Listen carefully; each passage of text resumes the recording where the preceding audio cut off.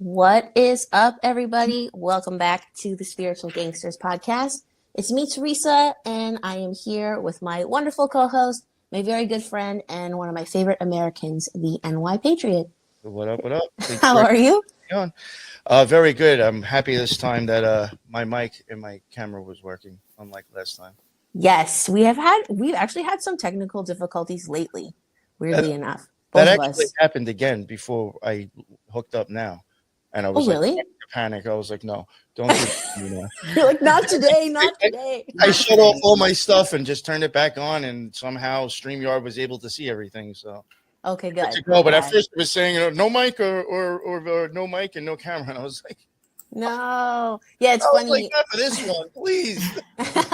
It's funny. I had to do my first solo episode, so I was a big girl. I put my big girl pants on the other day, and I did it all by myself, so it was fine. I'm kidding. But yeah, I'm really excited. Well, first of all, you're on your couch today, which is different for you. Yes. You're chilling like a villain. Yeah. Now I can relax. I can lean back, and my cat can annoy me even more now. Yeah, she's gonna love it. Honestly, the cat. She's gonna sit right next to me the whole time, probably. For sure. That's good. So anyone who's watching this like live on YouTube or on video later, it's my first time wearing my new Major Things shirt. So I love it. I love it, but I almost wore my shirt this morning. Nice. I'm such a loser like that. I have like a plethora of like ironic t-shirts, so this is just one to add to the collection, keeping the reason for the season. Exactly. Yeah. So I am very excited for today's episode. I do say that every time, but it's true. Every time I am excited, but especially today, because for me, it's a full circle moment. I had seen this lovely lady on a video a long time ago on Black Pill Radio. I don't even know like how far it was from when it was released to when I saw it. But the first time I saw Amy, she was breaking down the Black nobility like I've never seen anyone do it before. And I was like, who's this girl? I want to be her best friend. And I'm so happy that I can call her a friend and, someone that I know through the digital space. You are not only an amazing researcher, an author of 2 books so far, I'm sure there's more to come, and a wonderful content creator. So welcome, Amy Hunter, formerly known as Amy Says WTF. Yes. Oh my gosh. Thank you so much.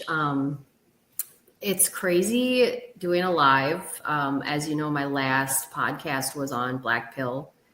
So it's full circle for me too, because after my last podcast where I did the Trump expose, started getting death threats. My social media accounts, my Twitter, Instagram, my personal email, it was chaos that I was not mentally equipped to handle at the time. And I just ghosted the internet. I took my book off Amazon. And I was just like, my whole world was flipped upside down after that show. And when you did this Trump expose, I just want to make it clear for maybe people who are listening, don't know who you are, that might be listening to this show or my show. Yes. I'm assuming in this Trump expose, you did not say Trump sucks, go vote for Biden. No. Right. So I mean, that's the crazy thing is, I think about the conspiracy community, something I noticed when I got back into it, is that you can be a conspiracy theorist and shit on a politician and somehow people call themselves conspiracy theorists now get mad and cancel you. Yeah. But yet it's not like you were saying go vote for the other one. You're just pointing a finger at it and saying that something's fucking shady or wrong. I felt like it's all of a sudden we're supposed to worship these motherfuckers even as a conspiracy theorist. And I'm like, what the fuck is going on? Yeah, at the time, I felt like, this was I think the podcast was August of 2021, and the timing was crazy because I had just left Rockfin, which we're going to talk about. But I felt like at the time, nobody was talking about Trump. Like everybody was talking about the good things Trump was doing and how he was the best president and why we should love him, but nobody was saying like all the shady occult stuff associated with him at the time and his family and his parents. And so I had been looking into him for like a few months, and I'm like, I remember talking to Shane and he's like, you need to do this. Like, let's do it.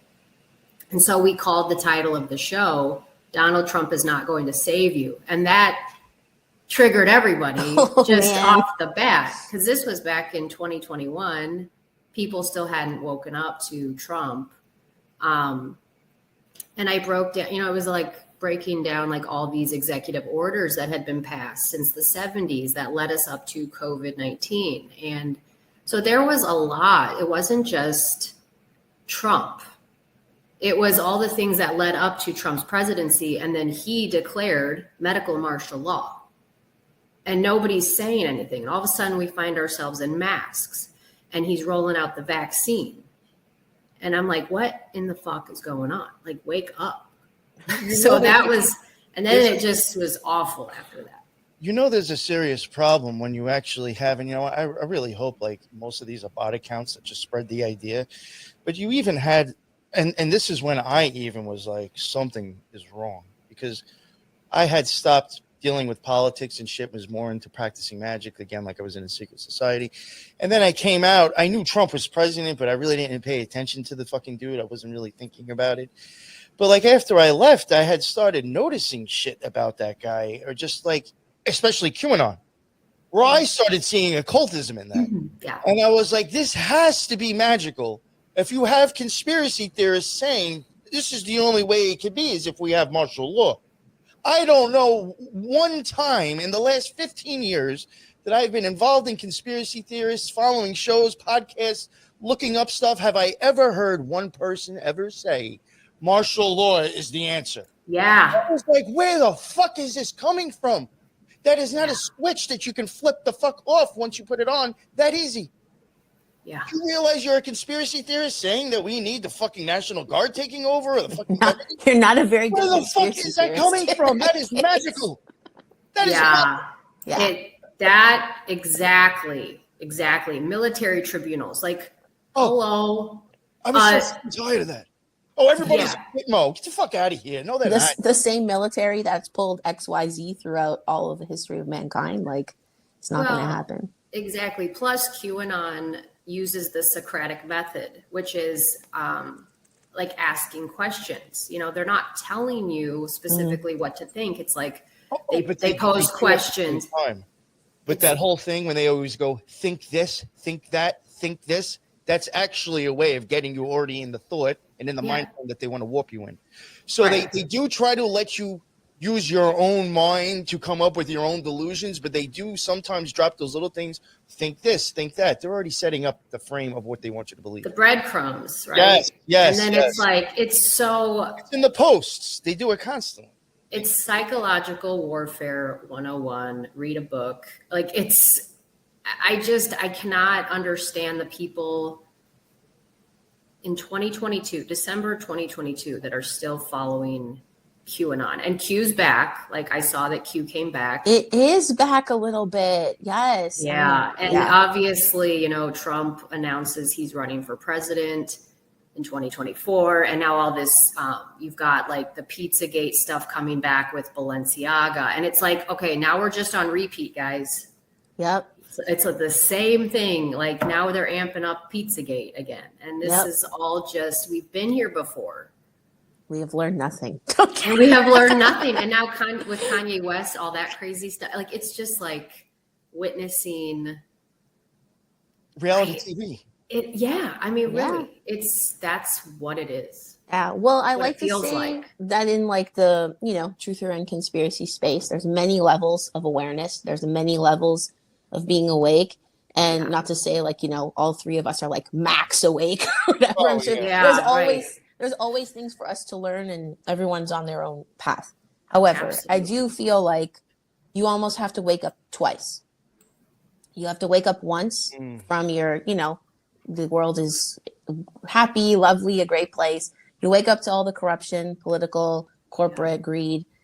And then you wake up again that, there is no good guy. There's no savior. There's no savior. No one is good. Yeah. It's interesting. But really good. And I think for us too, at least for me, waking up within the conspiracy community, like when I started So in 2020, what happened was March 2020, Trump declares medical martial law, right? He triggers in every single executive order that's been passed under FEMA since President Nixon. Okay. So knowing all this, I'm like, I need to start speaking out. I started my first YouTube channel. I think it was early April of 2020.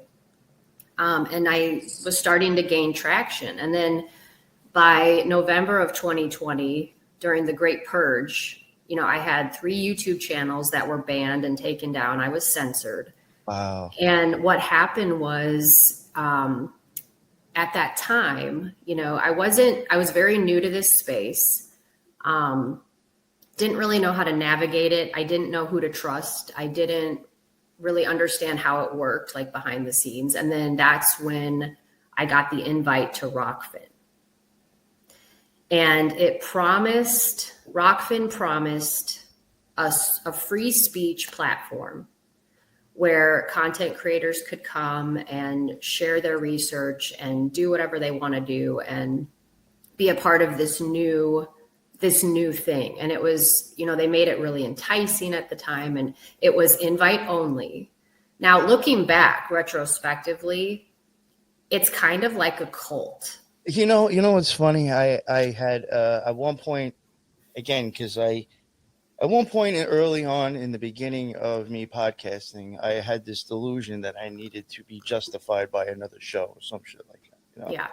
And at one point I was like, oh, well, I guess, getting on Rockfin is part of showing that I must be important to listen to.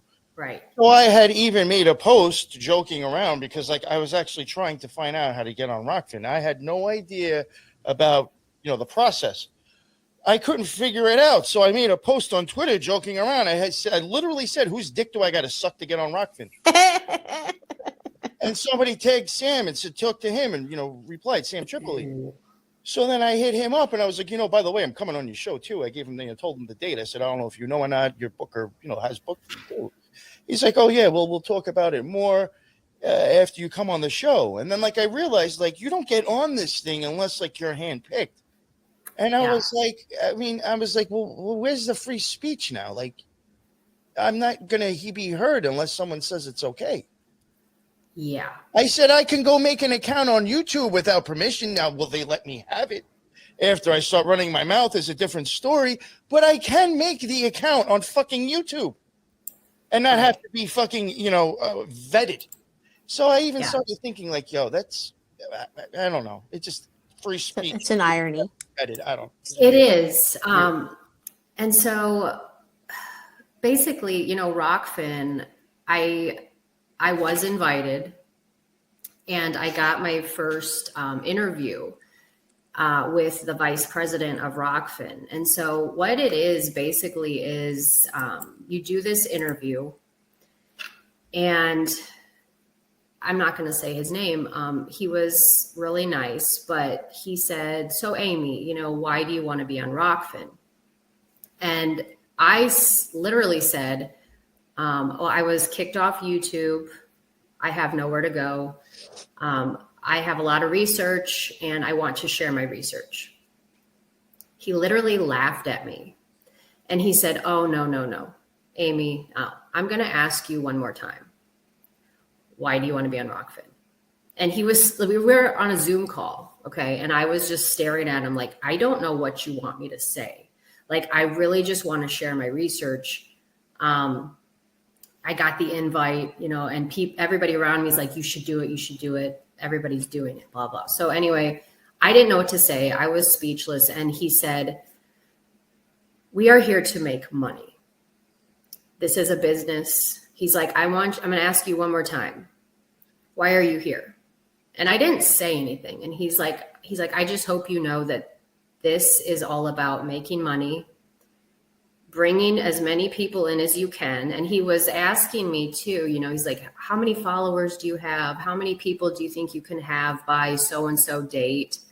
Offering, marketing strategies of how to engage more people and bring more people in and recruit more people. Now, when I say it's like a cult, it is because you have the guy bringing you in as your recruit. And then once you get accepted and pushed in, you have to sign a contract. And there's all these rules once you're in, because it's a private company. So they have their own rules you have to follow. Now, another thing that was really weird is that I tried to post a video about the Holocaust, because I have a lot of questions and skeptical feelings about how the Holocaust really went down, the story.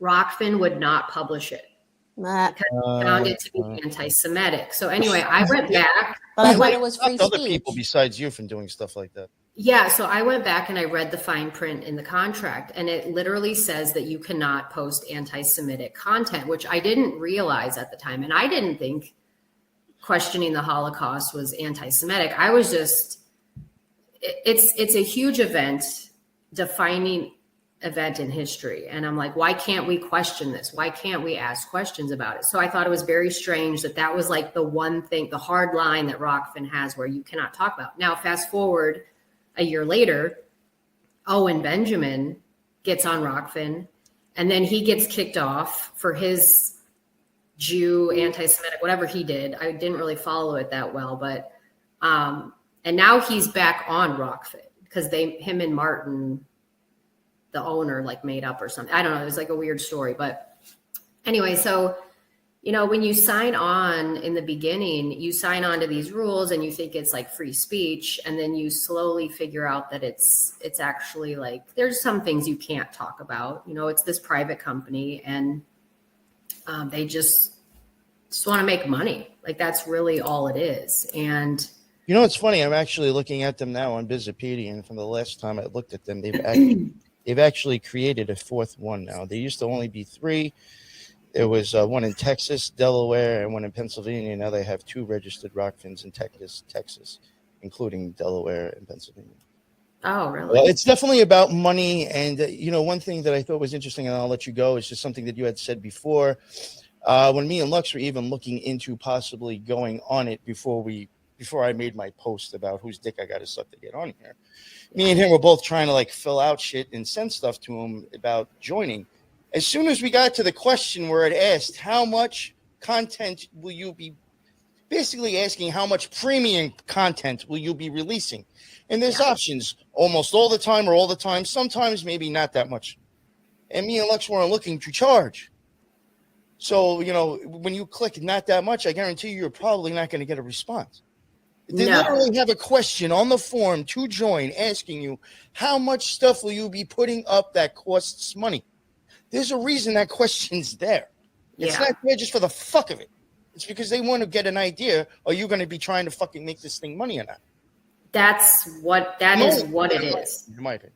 Yeah. That is what it is. And another interesting thing about Rockfin is that when you are on Rockfin, they monitor your channel and your data, and they assign you what I call the Rockfin handler. Okay. Now, these people that I worked with, they were so nice and they were so enthusiastic to help. It felt like multi-level marketing at the highest level. These Rockfin employees, they're Ivy League graduates, they're super smart, and they just had this like enthusiasm about what they were doing. And it just kind of reminded me of like when you work for a corporation. Something that's not talked about enough is like corporations are like cults in their own way. They have their own culture. They have their own, ways of acting and talking and lingo. And it just kind of reminded me of that same thing. And I've worked in corporations, so I know exactly what that is. I absolutely hated it, and I will never work for another corporation as long as I live. But I remember the last place I had worked at, they were very much into like trying to mold and manipulate their employees just to squeeze the most amount of money out of them. And a lot of times they'd have these meetings, and I'd be like, I literally feel like I'm watching like a far left liberal politician up on stage try to make sense of what you want us to do.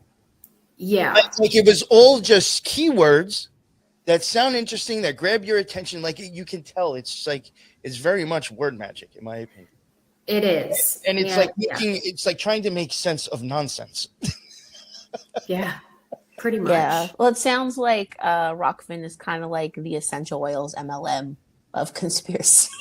Yeah.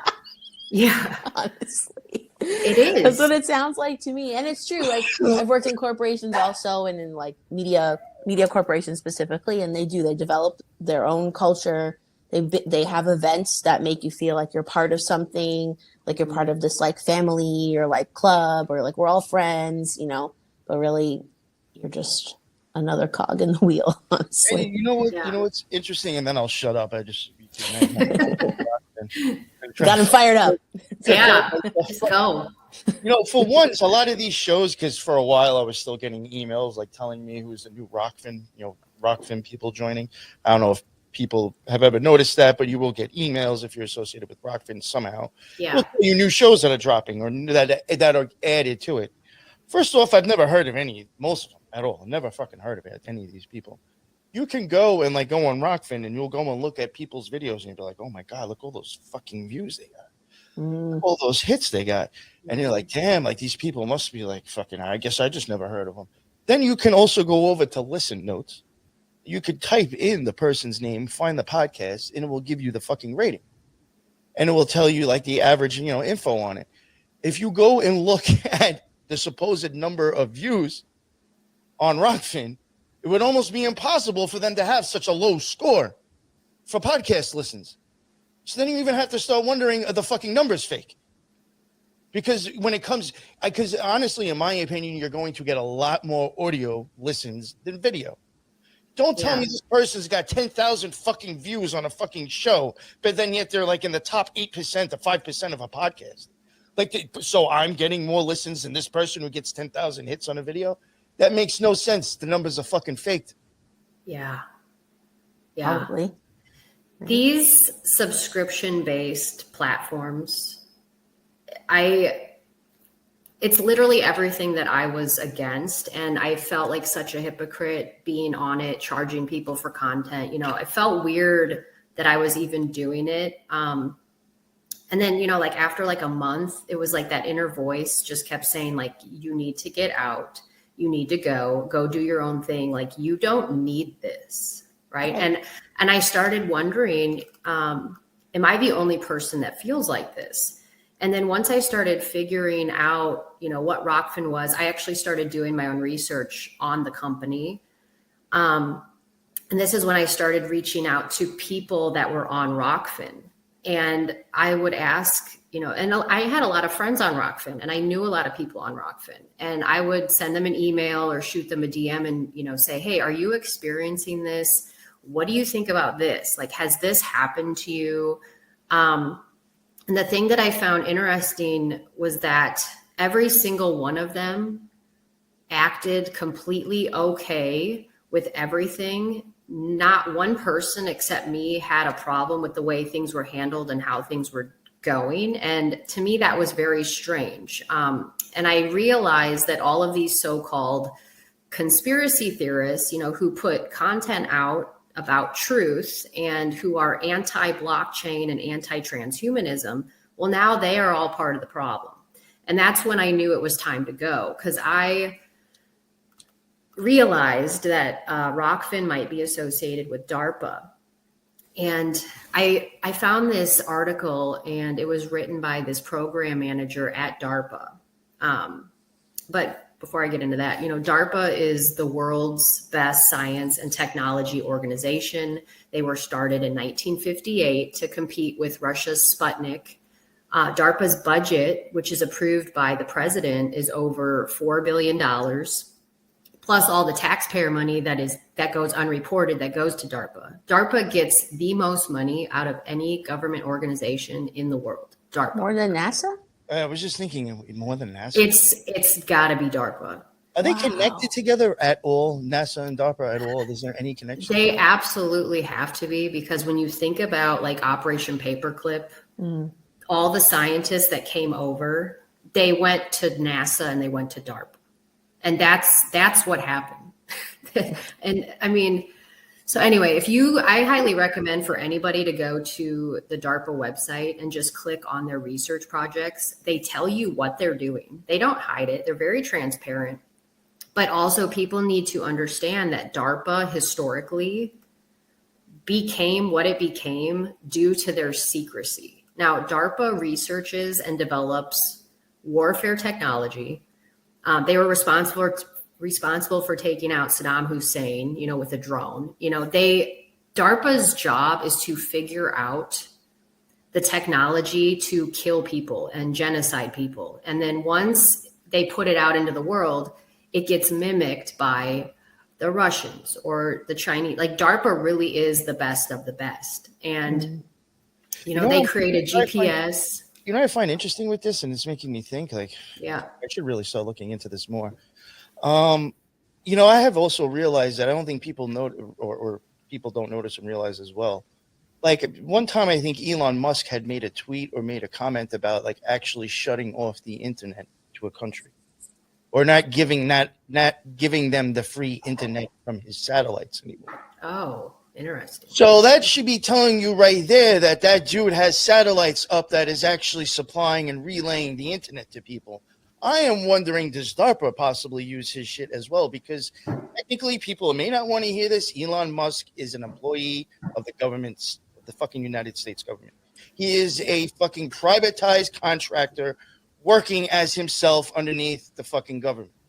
So I'm wondering, could DARPA even be using his shit out there to do what it does and spy and collect info? Yeah, and Elon Musk. That's a good way to do it, using his shit. Yeah. Well, Elon Musk is super interesting. And he, this whole Twitter thing is like such a joke to me because he's, claims to be all about free speech. But if you like Google Elon Musk free speech, that guy has censored and pushed down so much information regarding Tesla and any project that he's related to. Like, he is not free speech. He has like silenced so many people regarding him. I mean, maybe he's free speech for other people, but his whole like persona just seems so fake. It's a joke. It's all to me, and like reality TV with that guy. I mean, look at what he did on Twitter recently to Kanye West. Think of it. This is my look at it from an occultist aspect. You had Kanye West recently go on what was that? Alex Jones. He's got the black mask on, and then he's got this little fucking thing with what was that, like a fucking sock or some orange thing hanging on it. It looks like a butterfly net, making it talk. It's like a fly swatter. All I'm seeing is the left sphere. You got a guy with the black fucking top of the left sphere, the black mask, and he's got the orange one that's at the bottom.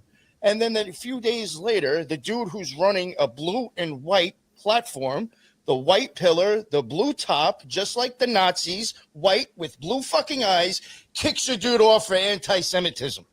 It's like this is all a fucking show. The guy who actually shows more symbolism towards the beast and Nazis is Elon Musk, and he's the one who kicked off Kanye for anti-Semitism. It's a fucking joke. People don't realize this shit is just a fucking game, and it's like a play. And then he tweeted recently like something about Fauci. Fauci should be arrested or jail time, and I was like, okay, bro. He's such a farce. The blue and white army of people on his platform.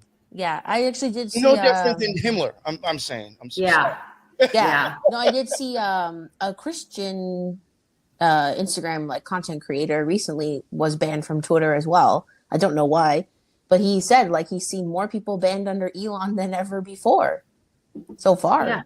Oh, Elon just tweeted, I don't know if it was today or yesterday, but he said something about, like, the woke culture needs to go or something like that. Well, anyway, okay, he's raising, like, 3 of his children genderless. Yeah. So, what is that about? I mean, he is part of the woke.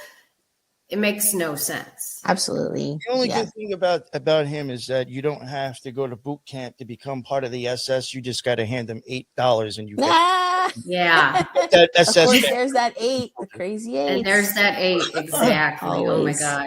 The symbolism, exactly. The symbolism behind that guy alone is just behind all of them.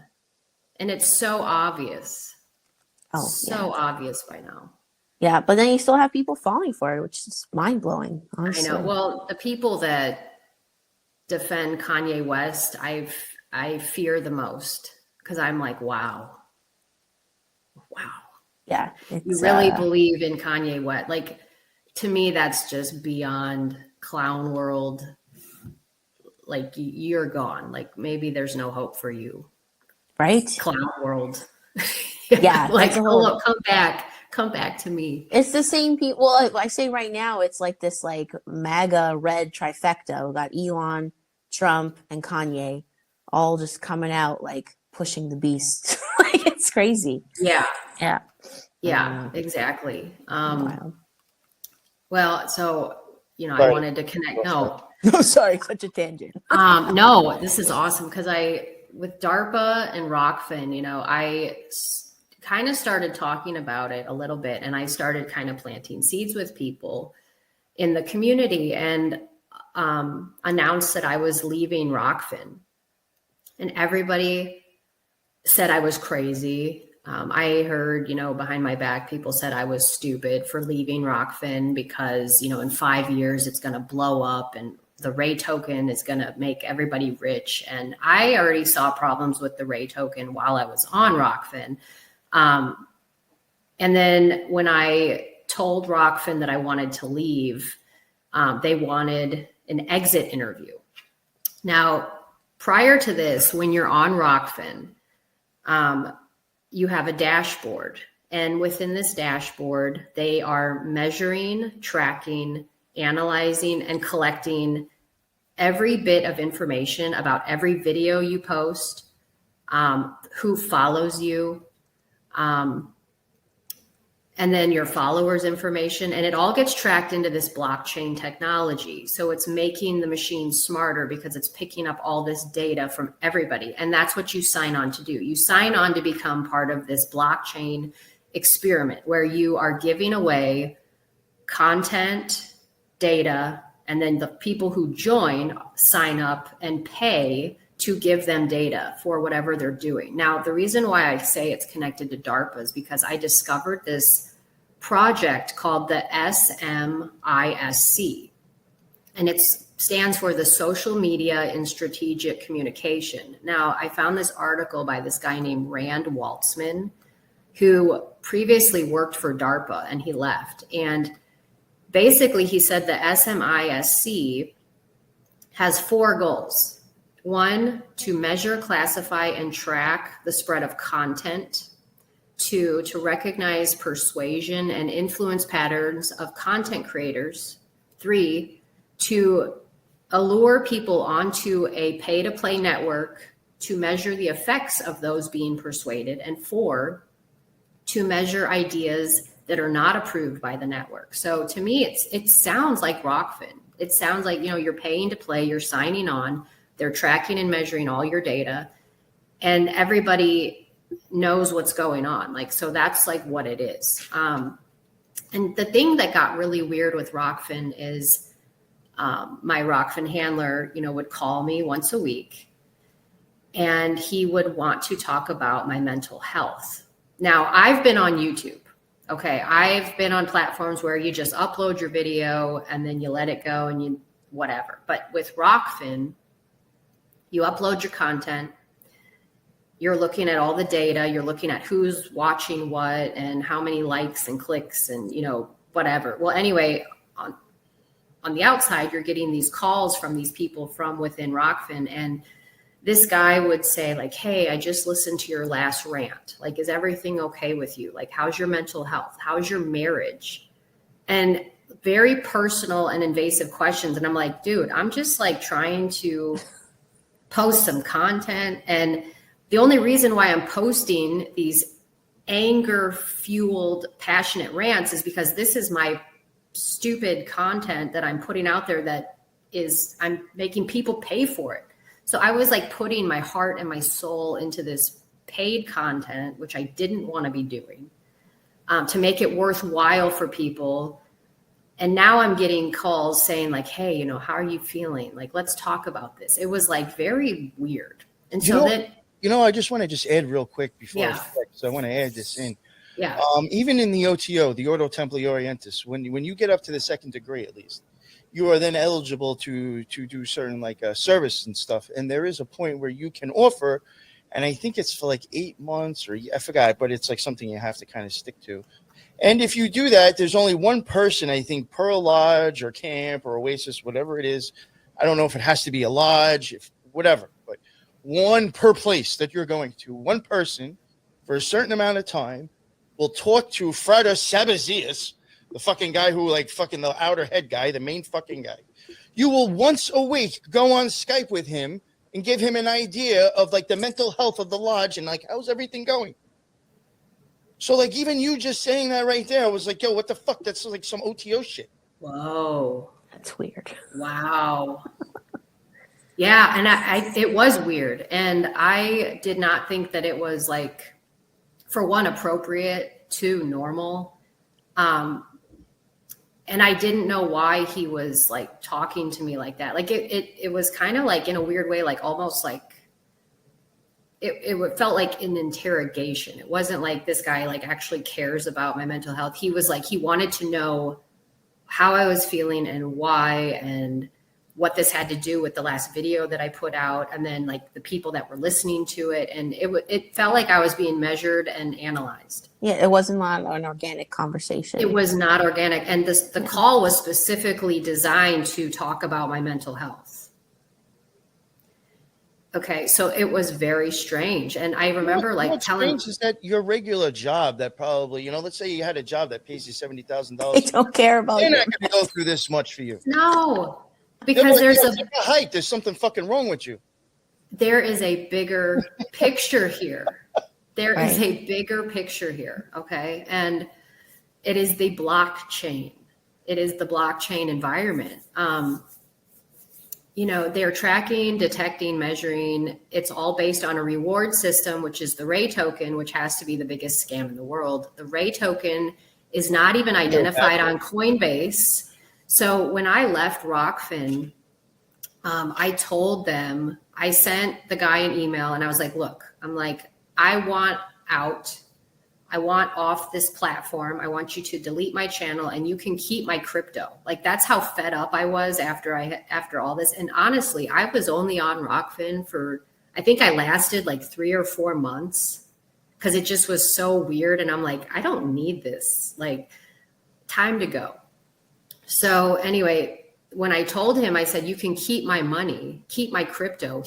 He like condescendingly laughed at me and he's like, oh, that's not how this works. So anyway, I tried to get my Ray token converted. I lost like $8,000 in the process. Like, I lost all of it, have seen none of it. I know Whitney Webb lost over $15,000. Like, I know people on Rockfin that have lost like huge amounts of money trying to like translate this Ray token into like some sort of crypto wallet. Like, oh, you have to convert it like 2 or 3 times even. It's very hard to do. And they don't give you any other option. You have to be paid in Ray token. It is 100% Ray. Coinbase does not accept it. So anyway, after that, I was just like, oh, fuck this. This is ridiculous. So I lost all my money.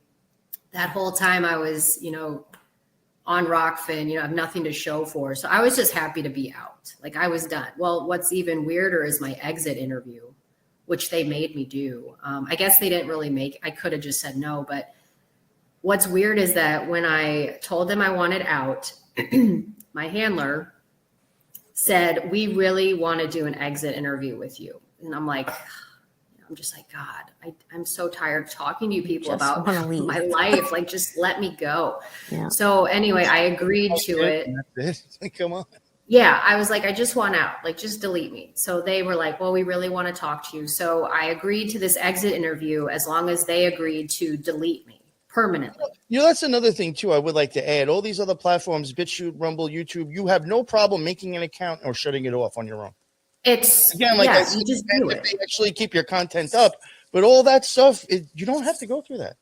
No, Rockfin is different. And so anyway, I do this. I agree to this exit interview, and they call me. It's like dinner time. It's like 5 o'clock. Like, I got 2 kids. I'm making dinner.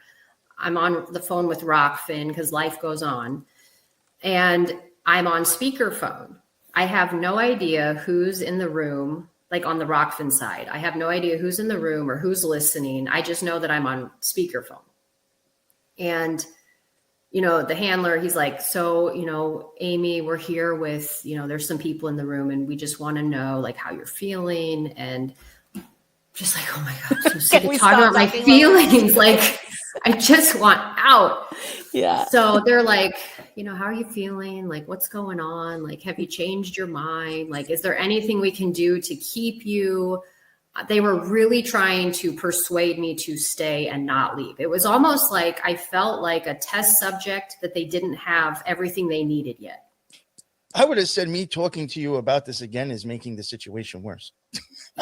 Basically, yeah. And, I was just trying to be polite. I was trying to just get it done and then get out. Like I was probably way too nice, if I could be honest. And so this interview, it was very strange. It was, again, more data collection, blah, blah, blah.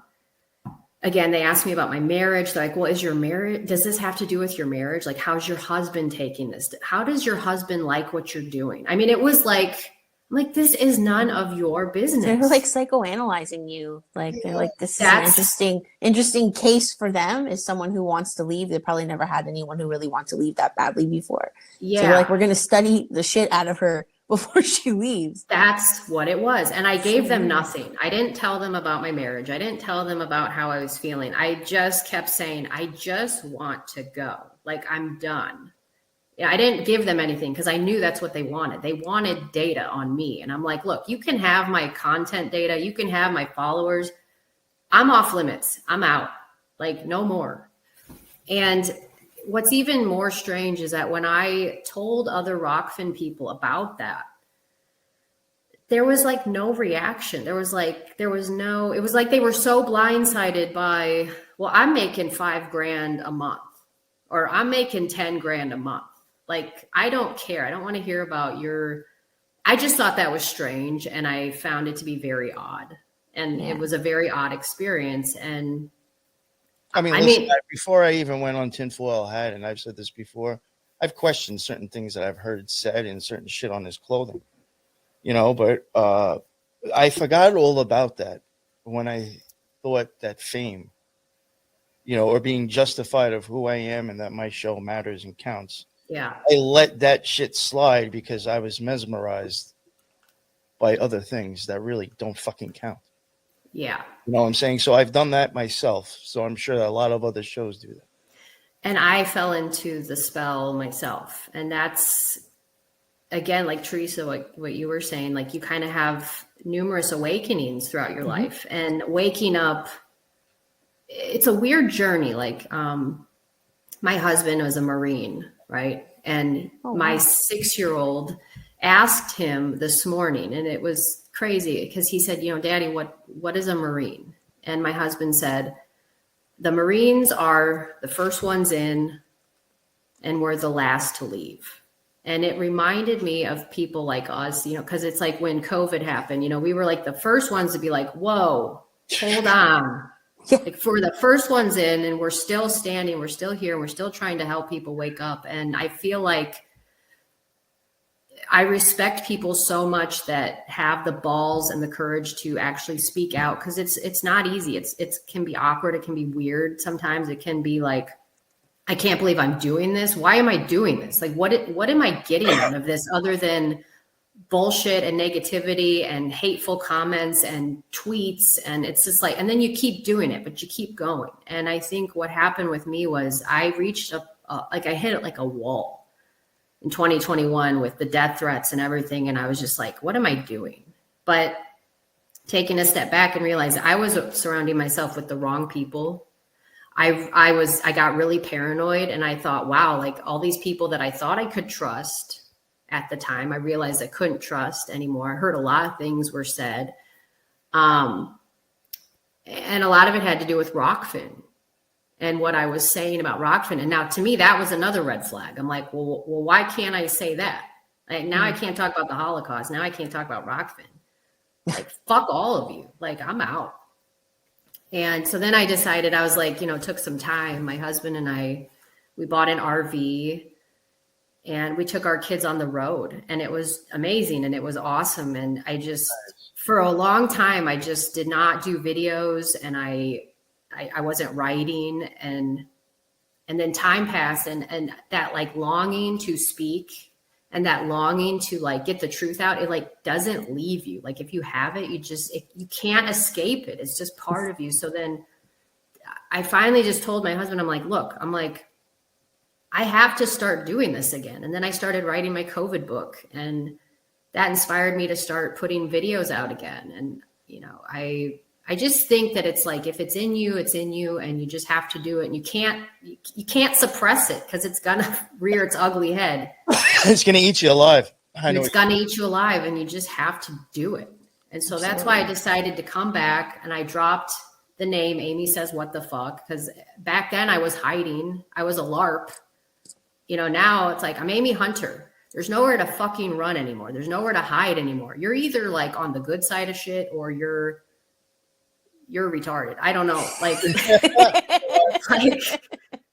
like what is this? It's like, you know, I'm tired of hiding. I'm tired of, like you said, feeling like I have to be validated.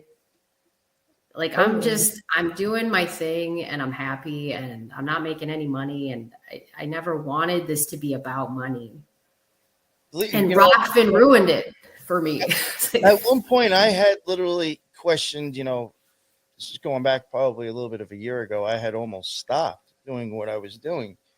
And it was because like I had realized, like, you know, I hate to say this, it sounds unfortunate, and I'm not saying it's everybody, but I mean, turning on the TV, you're going to get as much propaganda on the TV as you are going to get on podcasts. It is no different, really, in my honest opinion. And you will have just as many magicians on the TV as you will behind the microphone. And when I realized that fucked me up. Because I thought, here I am joining a community of people that are actually trying to do the right thing, or actually speaking out, aren't going to censor you. And then you start realizing a lot of people are dick riding, and they're like almost cultish about it. Yeah. And then they start censoring you. And I'm like, I'm a conspiracy theorist, but I'm not supposed to look at this person because they have a podcast and they're not a fucking politician. And that fucked me up for a while. And I was like, I don't even know if I want to be bothered. And then I loved what I was doing. And I was like, it's going to drive me nuts if I stop. And I was like, I will just kind of leave the clique that I was in and kind of start doing more of my own thing. And just reevaluated my show and changed it a little bit. But I did almost want to stop just from that fact of being like, you know, this is not the community or the place that I thought I was joining. You know? Yeah. Well, it's just as fucked up as real life.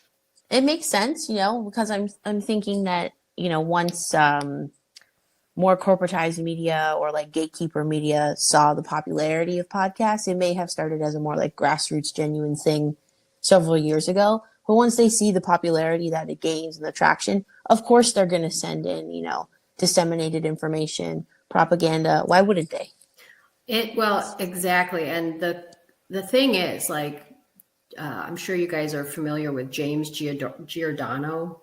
He is, so James Giordano works for Georgetown Jesuit College. He's also he's secured like 6 projects for the government under neuroethics, which is basically an oxymoron because there's nothing ethical about experimenting on the brain. But anyway, This guy has written like 10 books about neuroethics. And he has all these YouTube videos, which I've watched a ton of them because, well, for my COVID book, I did a chapter on psychological operations where I talk about, you know, the battle of the mind. And that's exactly what he calls it. He says, there's never going to be another boots on the ground war. The war is for the mind. And what we're doing in some ways, you know, we're putting out information. There comes a great responsibility with that. To think that we're just doing podcasts and talking to people, it's like, you know, that's on a superficial level. That is what we're doing. But I used to talk to Shane from the Black Pill about this a lot, that there is like a huge responsibility you have as a person that's putting out content. And I think if you are one of these people that's out there just putting out bullshit and like you don't care about the ethical nature of it, like that's some bad juju coming back at you in some way, shape, or form. Like if you're putting it out there, like if you're truthful and honest and coming from a good place, I think people can see that. And I think a lot of people also have woken up to these fake fraudsters within the truth community. And I think that's amazing. And there's a lot of them without name dropping. There's a lot of them. It seems people are wising up a lot. Yeah. Which is nice to see. I mean, it's bad enough at one point I started noticing there's like shows that legit are using sigils as their logo. You know, mad sigils, you know. I mean, most of them were QAnon, so I mean, I really didn't give a fuck. I didn't associate with them anyway. Yeah. But I mean, there are people like, you know, people just as their logos. Some people don't even realize what the fuck some people are using and showing. And I was like, people are this ignorant to this stuff? I know. I was like, you're basically saying you're a fucking magician, and I don't know. It was just like weird to me. Yeah. I was like, holy crap! Like people are blatant, and nobody even realizes. And then when you say something, you look like a fucking moron, or you're hateful. Yeah, yeah, what? Yeah. I left. It was like around the same time, like when I left Rockfin, and then shortly after that, I did my last podcast, which was on the black pill with Trump, right? So then after that was when I really started getting attacked, not only just by listeners, but by other people in the community. And they're like the Trumpsters and like that side of things. And I was just like, whatever, like I'm doing my own thing. This is my research. This is what I've discovered. Like, you don't have to hate me for it. Like, do your own research. Like, I'm just out here trying to inform you like what I have discovered. And that's kind of how I've always approached this, you know, like, I never got into this to be hated. Nobody gets into this to like, you know, who wants that? Like everybody wants to be accepted. And there's something so strong and special about the human connection. And, you know, I was laying in bed the other day and I was thinking, and I had this thought come into my head, and it was, what if I was the only person on earth? Like, what if like you just poof, you're just the only person? What is that like? And I actually pondered on that for like 10 minutes, and it was sad. And it was like, wow, like people like us, I think too, like anybody, any human is longing for that connection, to be surrounded by people, to talk to people, to share ideas, and to share like just something so, which is why I think the COVID psyop was so successful with the isolation and the 6 feet distancing. And they know how important it is for us to be connected and to connect. I was just going to say, like, I think we experienced a taste of what you're talking about during isolation and lockdowns. And, you know, that's why life really sucked. It was, you realized how much you crave connection. Like, you know, for me on a small scale, like I used to teach Zumba like 5 days a week. I couldn't do that. And it's not just about an exercise class. It's about like connecting with people, music, moving together. Like we are much more powerful in our energy and our frequency that we project. It's very powerful, and they know that. Right? Yeah, exactly. Mm-hmm. And I think as somebody who, as a content creator, that's what fulfills me, is connecting with people. And I think that's so important. It's just so important to have that connection and then disconnect from the wrong people, you know?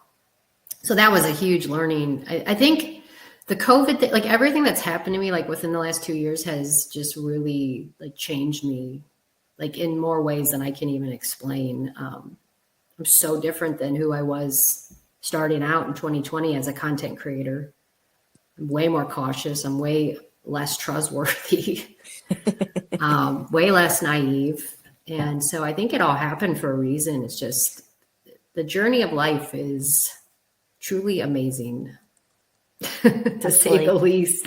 What even like caused you to wake up in 2020 initially? So I was 18 when 9/11 happened. I was a freshman in college at University of Iowa, and 9/11 happened in September. So it was like right when school started. I just, left home and on my own, and 9/11 happened. And I was originally going to school to write, and I was in this rhetoric class, and I wrote an essay on evil, which was inspired by 9/11. And that's what I just started thinking, like, why did that happen? Why does evil exist? And who's behind the evil? Now that alone is what put me on this trajectory. And my rhetoric teacher at the time, who was a Canadian, she read my essay and asked if she could use like a little excerpt of my essay in her book. And I just had this like knowing that someday I would write books on evil. I didn't know how or why it would happen. I just knew. I was like, this is like, I felt like a calling. It felt like a destiny. And now I've written 2 books on evil, which is crazy. That's awesome. And here it is. Like I'm going to be 40, and this was like 20 years ago, and it just happened.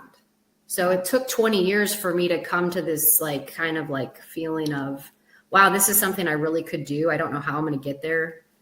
Fast forward 20 years and I actually ended up doing it. So it's kind of crazy, but the rabbit hole that got me into the truth community was, I saw this YouTube compilation like around 2010, and it was celebrities talking about how they sold their soul to the devil.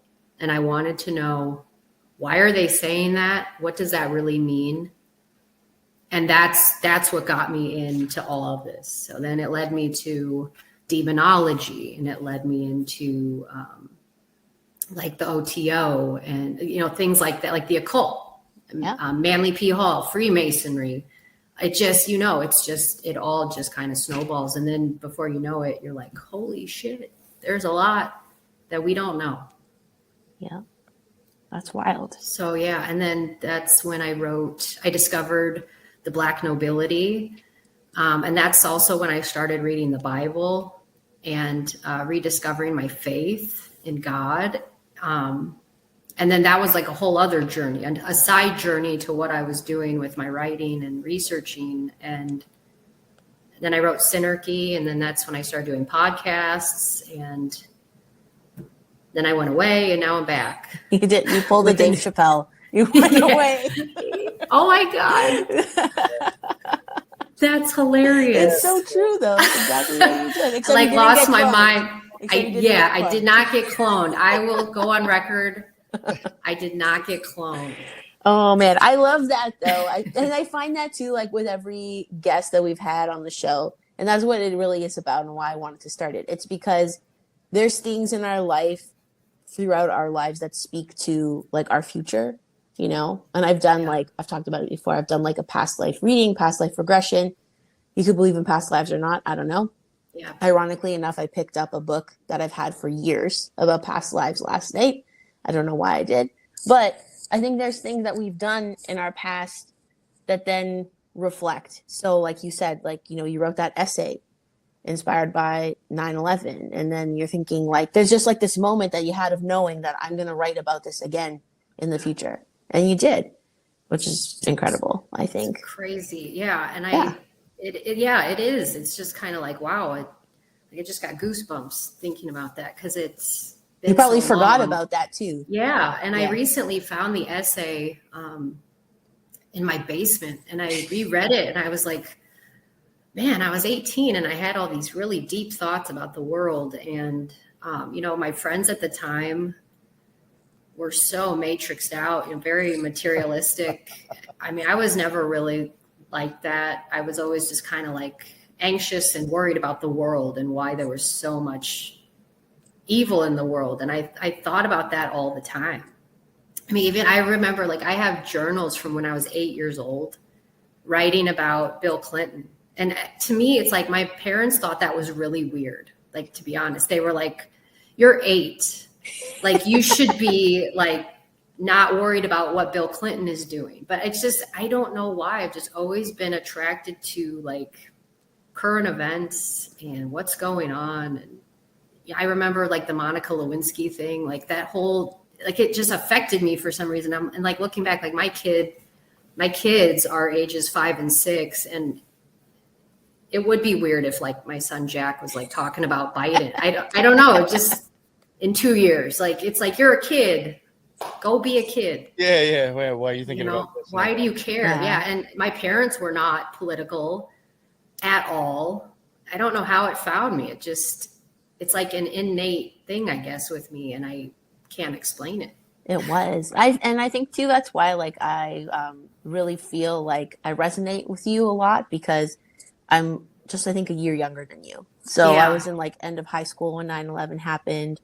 I ended up going to the university for like media studies and totally like learning that everything is fucked. Yeah. I'm lucky that I went at the time that I did, because I had professors who questioned 9/11 and they encouraged us to like go down those rabbit holes, and I would probably have become a journalist. But I was like, I don't want to contribute to corporate journalism and the machine that it is. And so I didn't. But yeah, it always finds you. And here we are later talking I know. on a Monday morning about all this shit. Yeah, exactly. Funny. It's amazing. It's funny how much 9/11 actually, we get a lot of people who say that too, even for myself. 9/11 was like a big thing for me. It was. I think that, our age group, because we were old enough to be aware, and really have thoughts about it. People maybe a little bit younger didn't really understand the impact. And when my kids ask me about it now, it's almost like I don't even know what to say, because it was like so monumental in how it shifted the whole world. Yeah, it was like COVID. Yeah. It wasn't COVID. It was, I feel like every generation has like a psyop. The boomers had their psyops, and we had our psyops too. And 9/11 was definitely, because I remember like right after 9/11, you turn on the TV and it was like code red. And like it was like constant fear.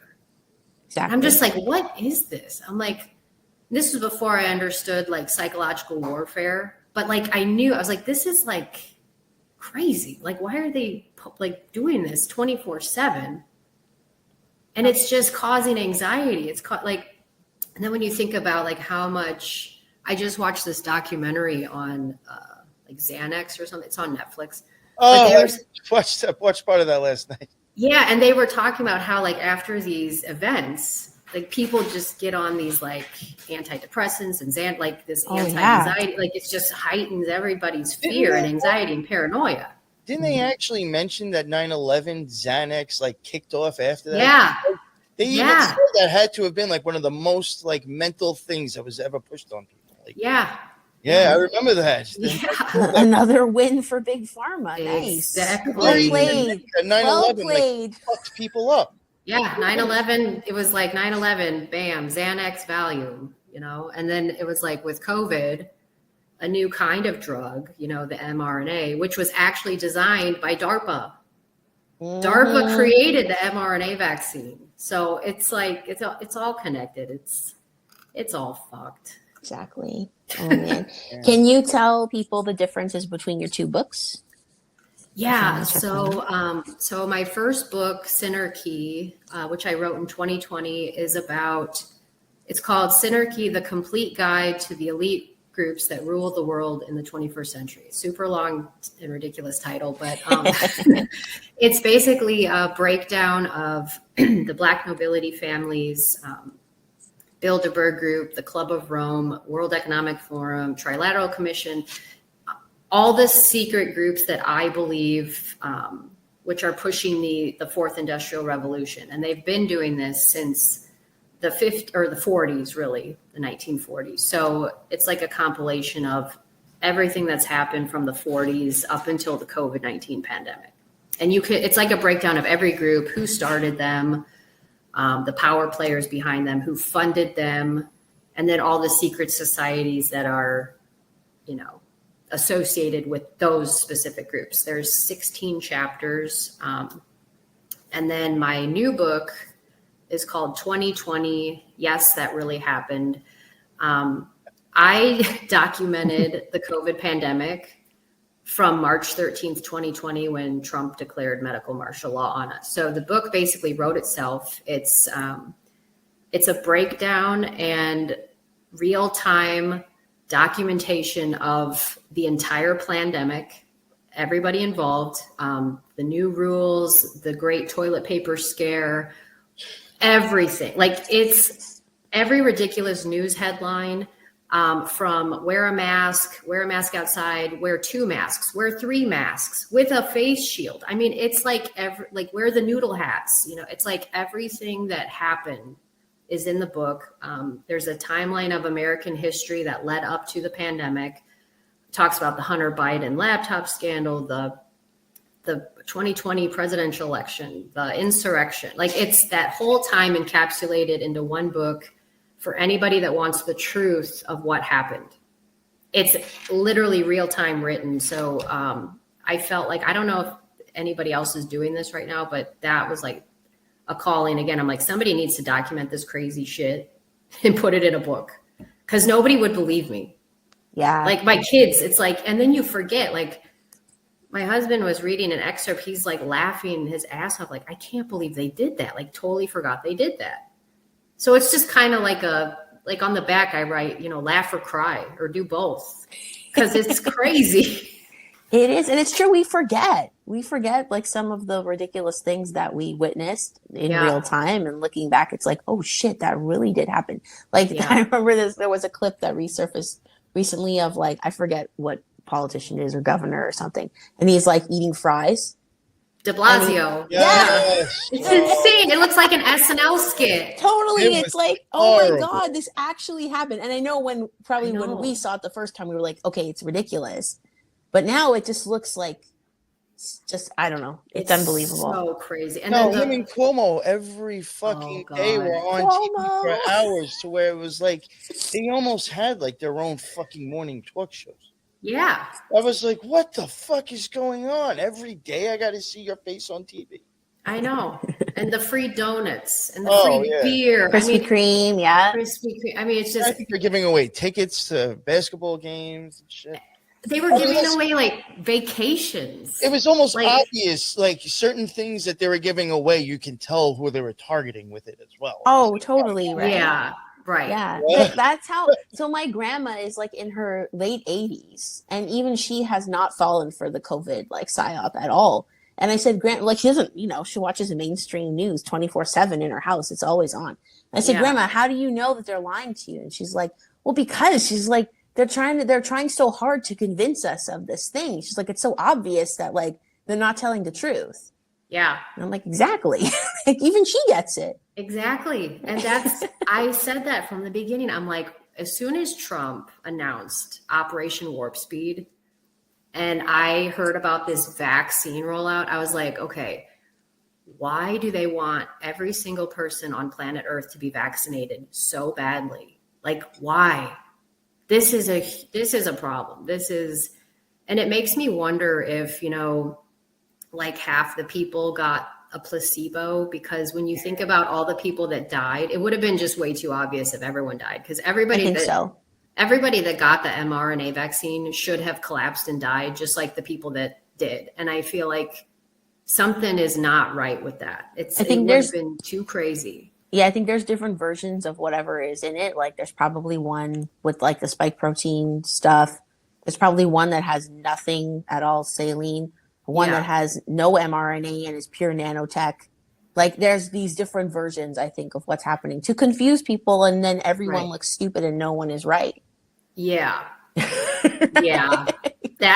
You couldn't have said it better. Like, and that's really what it feels like. Yeah. Because like, all the data. Why are some people like sending out a Bluetooth signal, but others aren't? And then some are magnetic and some aren't. And some have these rubbery clots and some don't. And some are just their immune system, they're sick all the time, but nothing else is wrong. Like, I don't know. It was a huge experiment. That's really what it was. And to roll out this technology. And, Bill Gates said, so Melinda Gates said in 2020 that the pandemic would end at the end of 2021. Okay, she was right. That's what happened. Biden declared the pandemic over in 60-minute interview, whenever that was. But so Bill Gates said, I think it was in February of 2022, this year. And he announced, he's like, there will be another lockdown situation. there will be another pandemic type situation. Now, I believe he's talking about climate lockdowns. Like, I think the next one is when they're going to kick in the FEMA 10 federal regions. They're going to say, okay, we're locking everybody down due to climate. You cannot leave outside your FEMA region. I'm region 5. I think you guys have to be region 1 or 2, but yeah, so FEMA has how you know what region you are already. You're like, I'm I got figured this out like 2 years ago. I'm like, oh, these assholes have this all planned out. Oh yeah, they have the map and everything of actually. You can find that. Yeah, the map of how the United States is split up with FEMA. I wonder how Canada would do it. Probably the same, I guess. That's right. You're in Canada. Man, Canada with it's okay. Yeah, we're just all be euthanized. You guys are just suiciding yourselves. This gulag. I always joke, half joking, half serious with people. I'm always just like, see you in the gulag. Dude, I'm ready. Fucking bring it. I know. And in that show, Handmaid's, Canada's the only country that's kind of normal anymore. In Handmaid's Everybody's actually running to Canada and trying to flee to Canada because the author of the story is Canadian. Maybe that's why. There you of the books. The author of there you go. That's so funny. Yeah, I don't know. Well, they just had the Bill Gates and the WHO and whatever. They just had a new tabletop exercise in end of October 23rd. So that'll be the next pandemic, most likely, if history repeats. Which they're not creative. They always do the same shit. Yeah. Exactly. So probably, I'm going to assume March, April, just like clockwork. I know. Yeah, it's coming. I think for anyone to believe that we are totally out of this, we're not.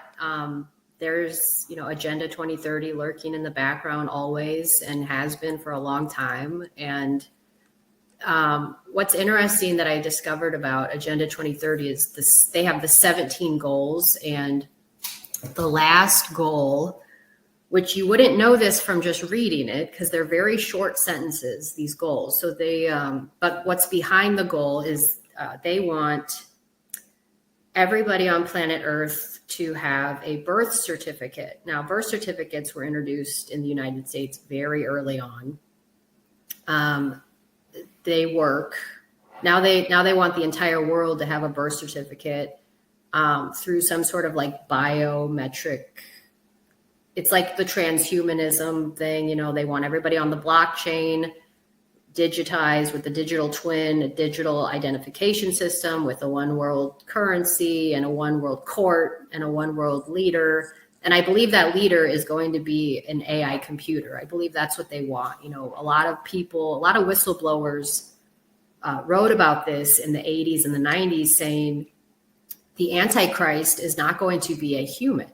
It's not going to be the Pope. It's not going to be Prince William. It's going to be a computer. And there has been, I think, 136 countries to date that have signed this treaty. I can't remember what it's called, but they signed a treaty that said that they would fall under control of the Vatican's supercomputer. And that has been published. That is public record. Whoa. Okay.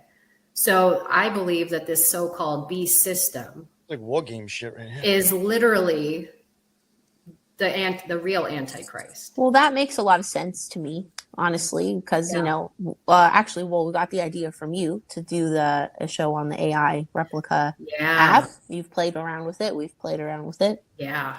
And that whole idea of like where AI pulls from. Like when you talk to that app, it's not pulling from the same web of internet as Siri and Alexa. It's pulling from like a whole other place. Yeah. So I don't know, the ties to AI and the demonic realm, or another realm. I don't know if you could say it's purely demonic, but the spiritual realm for sure. It makes it easy for a spirit or an entity to come through and communicate to us. So that kind of makes a lot of sense, honestly. Yeah. I mean, I can't remember what it was, but there was I think it was the replica app. They were saying that it could be Metatron and that it's tied to like the metaverse. I don't know. I think that Metatron is a name that comes up when you use it, and also Azazel. And then, Raven, who we've talked with a lot, he gave this whole thing about Ahriman and the Dajjal in in Islam, and that the Dajjal will have one eye but see everywhere. And I'm like, well, that sounds like AI Metatron to is even me. like the It's crazy. Metatron's like the top archangel too, like in the Kabbalah tree of life. Like Yeah. up there on the top sphere of Kether, he's like practically before you reach God, you have Metatron. So I found that weird. Nicki Minaj have a song called Metatron?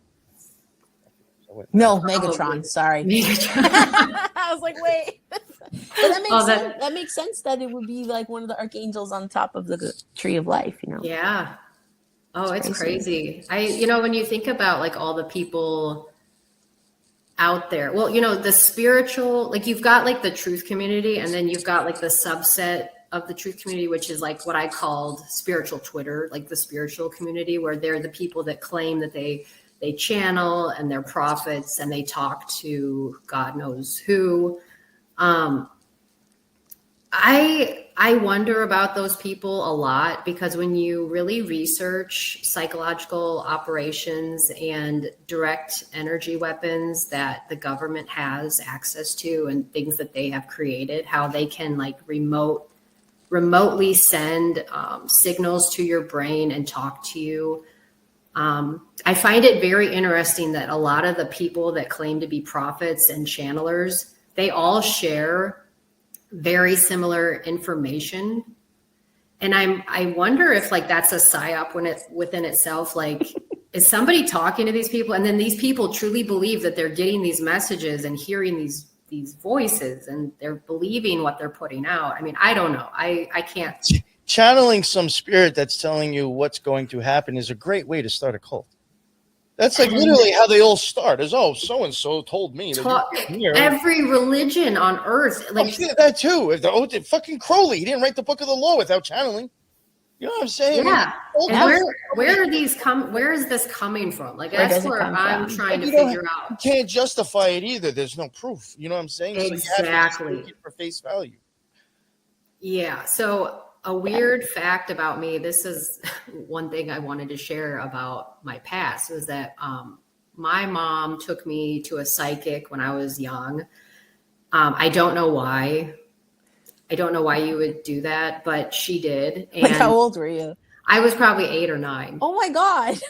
Okay. And I think it was like another form of like therapy, but she just wanted to like put me like, I don't know. It's a long story, which is another, we could do another podcast on my whole upbringing.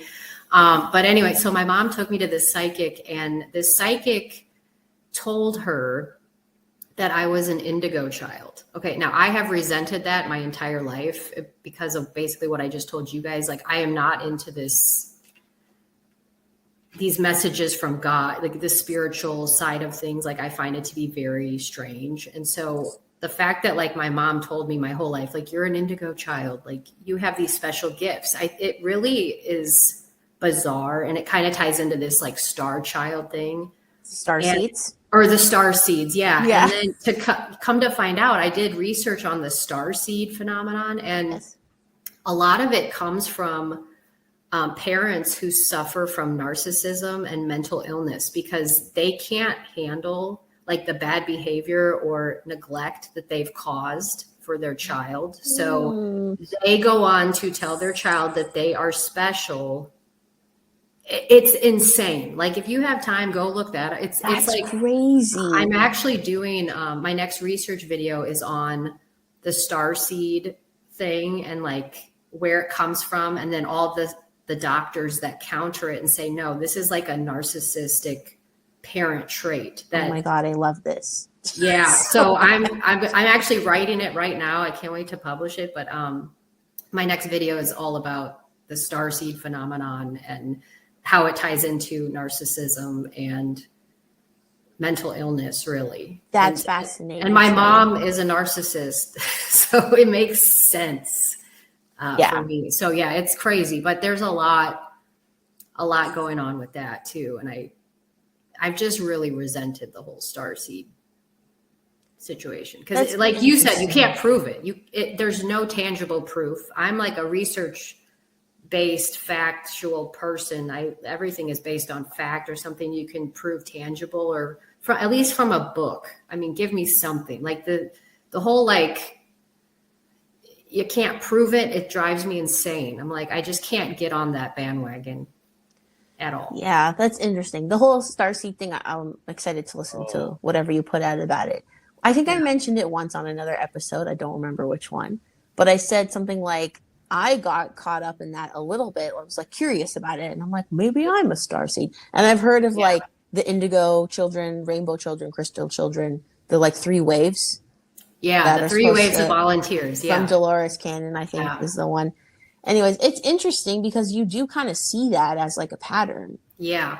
But to say where it comes from or why, I find that there's like always like these 2 opposing narratives of what's happening. There's like the new agey narrative, and then there's like, well, I personally listen to like a lot of like crazy Catholic like channeled things, so it's like you could question that too. But I do find that those messages are very different than like all the rest. Yeah. So I'm like, that is very curious. It's very curious and very interesting and a rabbit hole in itself. So yes. What I noticed even, I mean, I had come across stuff like that prior to getting into the OTO fucking with magic.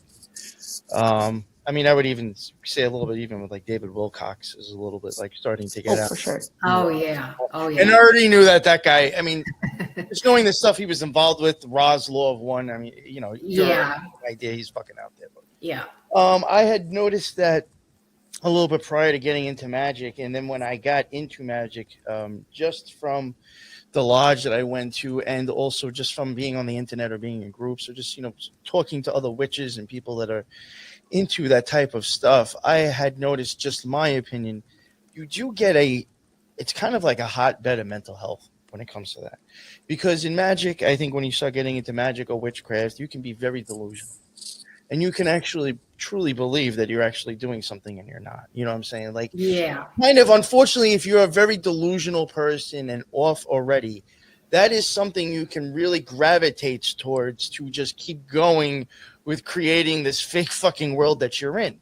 And you can start to become very disconnected from actual reality. Yeah. And when I started noticing people like that in the magical community, and then started seeing it in the podcasting community, I just noticed that very quickly. I'm like, either you're being controlled or you're just so fucking far gone by your own lies and delusions. You're buying this shit. But like, I don't think it's positive. That's what I think I said. Something like what you're saying, and why it's like it preys upon like psychological weakness, like not to put anybody down, you know, that's into that stuff. But I can say for me, you know, it's like you're hearing something that's very affirming about yourself. So you're like, oh, I'm special, I'm this, I'm that, you know, and it's like it makes you it plays on your ego a little bit. Yeah. Right. So I'm actually surprised as a kid that you kind of rejected it outright. It was weird. And my mom, I have a very complicated relationship with my mother. So same. It was, And so I think that played a lot into like me not trusting her. So even when she would tell me things as a kid, I'm like, I'm not buying this. Like, I don't know about that. And so it was kind of like the indigo thing really became a resentment. And then she would tell people, which embarrassed me. So she would like tell her friends, like, Amy's an indigo. And it's just like, you know, what did these people think of her? They probably thought she was nuts. And I'm just a little girl. Like, I don't have special powers. I'm not doing anything. Like, I'm acting out at school. I'm rebellious. She just couldn't handle me as a hyperactive, curious. I hated authority. I still do. I was just hard to control. And I still am. I think that's an innate quality that you needed for your line of work.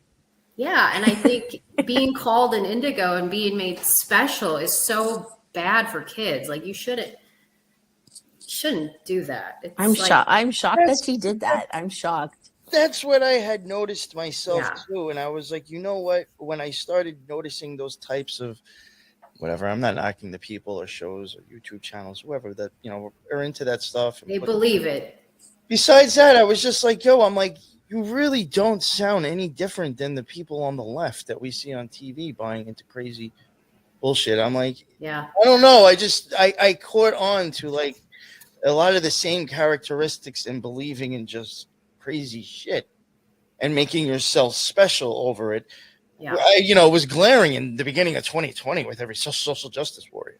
You know what I'm saying? I see a common link mentally with that shit, and it's just something's off, I think. Yeah, there's patterns. There's patterns in it. Yeah, and I think there's a lot of I've seen a lot of victim mentality related. And again, I don't want to, like you said, Teresa, it's not putting anybody down. I think it's just there's a line where you got to kind of come back to reality and like, are you really experiencing this, or like what is it? There has to be like something deeper going on. Yes, and I do think too.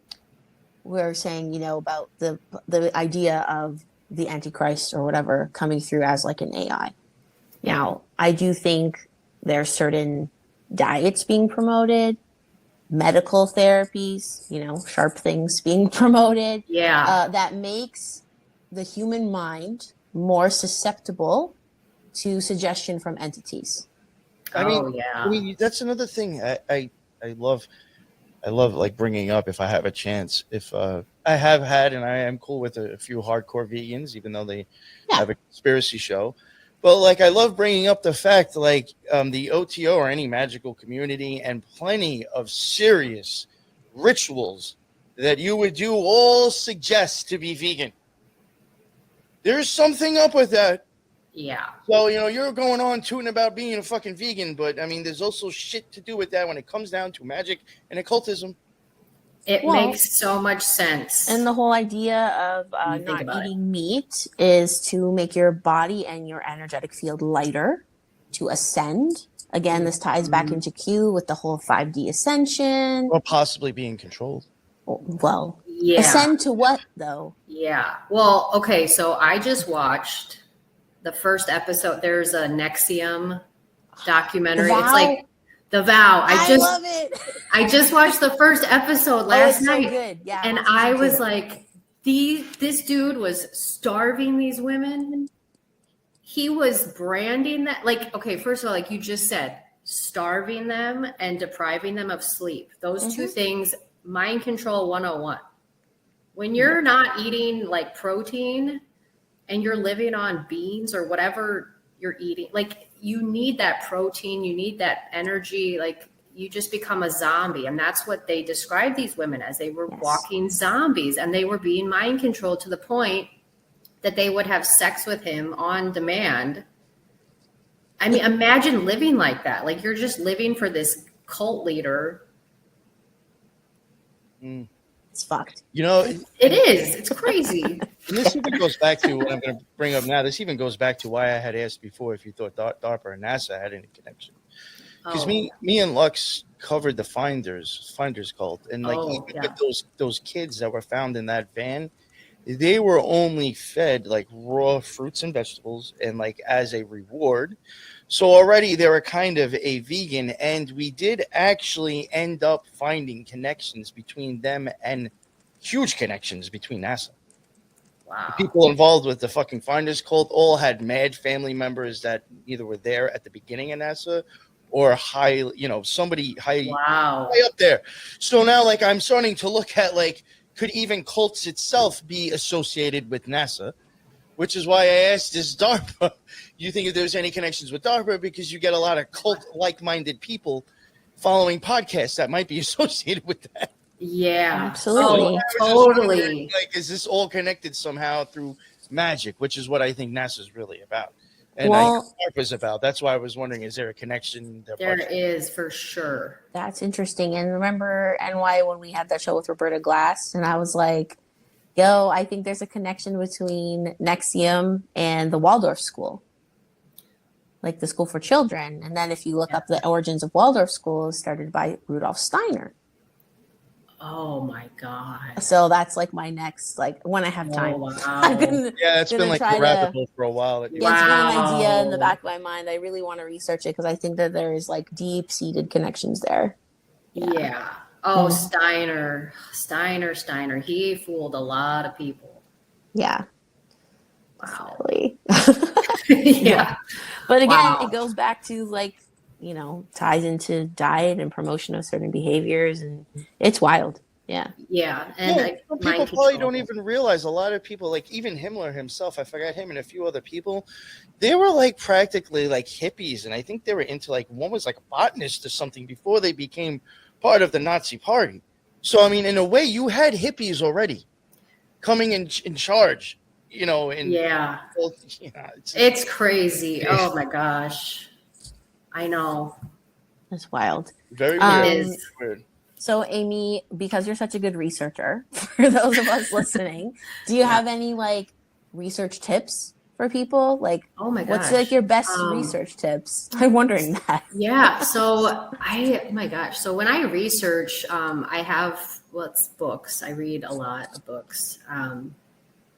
I usually like when I find a book that I'm interested in, I will Google like 10 books like this book. And then I will find all 10 of those books and I try to consume as much reading as I can. So that's one way I do it. I just find books that are associated with other books that lead me to more and more and more information. When it comes to like who controls the world, I find a country.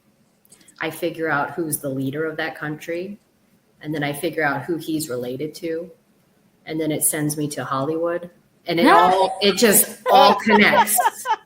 These people are all related. It is a small, small world. Oh, well, look at fucking Ukraine right now. They got a fucking reality TV star as a fucking president that we're sending billions to. Canada too. It's a drama teacher. Yeah. Yeah. And I read a lot.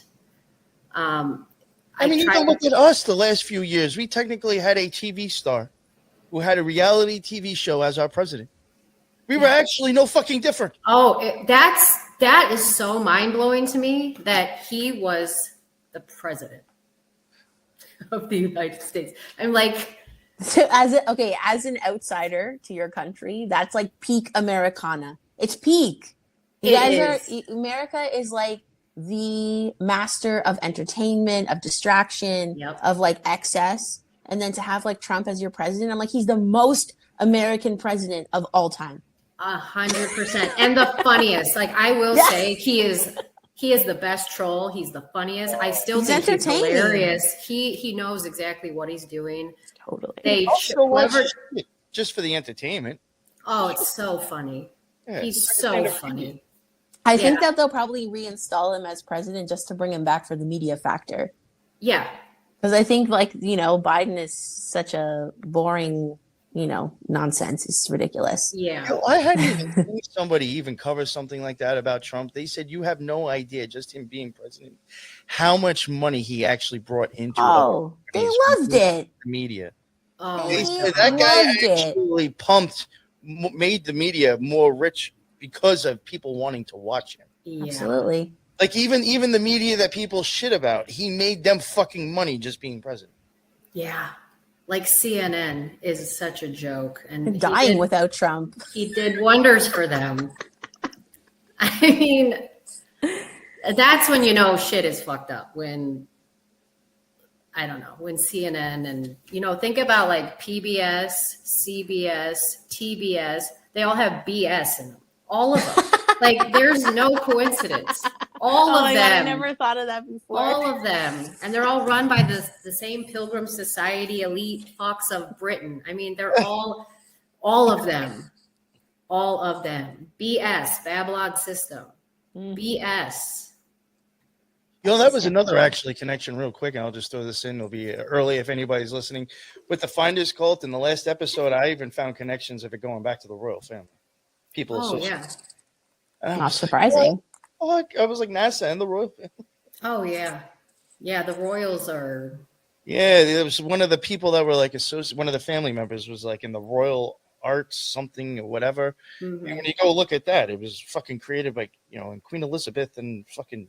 It was just like, oh my God, really weird. Yeah. Really weird. Yeah. The Royal Order of the Garter which oversees Freemasonry worldwide, was started by King Edward III from the House of I can never say this, I can't even say it. But anyway, Meghan Markle is a descendant of King Edward III. So all these people that think Meghan Markle is just some Hollywood actress, no, she's fine. Her bloodline goes way back, which makes her a distant cousin to Harry. If he actually is, I mean, it's questionable who his real father is. But, yeah, true. But he is the son of, Diana, and Diana was a goldsmith. And the Goldsmiths are the Rothschilds, and they're all connected, which makes Diana is cousins with Queen Elizabeth.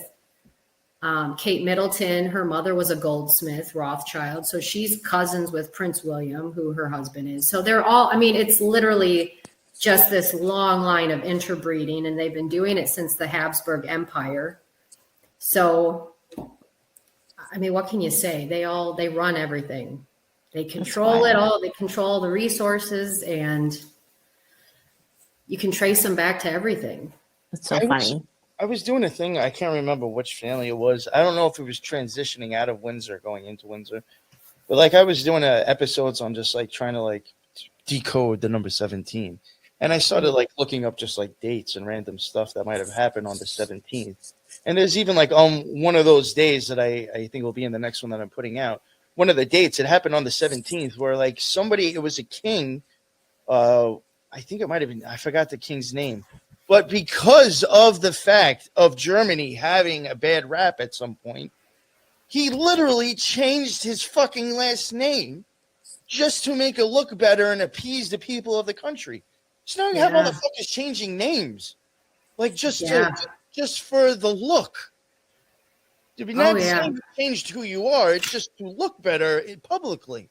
So like you don't even know who the fuck's who because they're even changing their names because of this shit. Yeah, exactly. Well, Bill Clinton, there was something weird about Bill Clinton's dad because his real father was a Rockefeller, was the governor of Arkansas. Like he basically lived Bill Clinton's life before Bill Clinton, but they say it's not Bill Clinton's real dad, but it clearly is. He looks just like him. And Bill Clinton is a Rockefeller. I mean, but he's a Clinton. No, he's a Rockefeller. Call a spade a spade. It's obvious, but yeah, they change their names. They all do it. They're all hidden within these bloodlines. Trying to think of another example off the top of my head, but they all do it. Like Princess Diana, her last name was Spencer, but she's really a goldsmith. They all do it. It's crazy. It's wild. That's how they like, I don't know. And in your opinion, Amy, sorry, go ahead, Emma. I think when it comes to women, it's also easy to stop playing name games because it changes once you get married. This and it's even easier to stop fucking around. And you know what's interesting is that when I'm researching, one of the last things I forget to do, and I've been getting better at this, is that I did this with Joe Rogan literally yesterday. I was like, who is Joe Rogan's mom? And what is her surname? Because there's a lot in the matriarchs of the family, which go unnoticed and people forget. A lot of handlers are actually females. Absolutely. Jill Biden, 100%. She's nuts. Like, I think Kanye West's mother might have been his at one point. Yeah. No, his ex-wife was. And the Kardashians. Oh my God. They are special. It's a whole other. Yeah. But yeah, the mom, I think the moms have a lot to do with the control and they can really shine a light on who these people really are and their name and their bloodline. And it's a very good point. Very good. Yeah. And it's something that you forget. I forget it all the time. So I've been trying to get better at that. Just be like, oh, the mom. Well, that was even a thing that when we were trying to cover the finders, I was looking into, like, there was this reverend dude that they were supposedly going to visit in Kentucky, that they were going to go help build this new place called New Hope or something. Mm-hmm. And, I really couldn't find much about him. But then, like, when I found like an obituary of his son dying, he mentions his mother's name. Well, now when I started Googling his fucking mother's name, I started finding her a lot.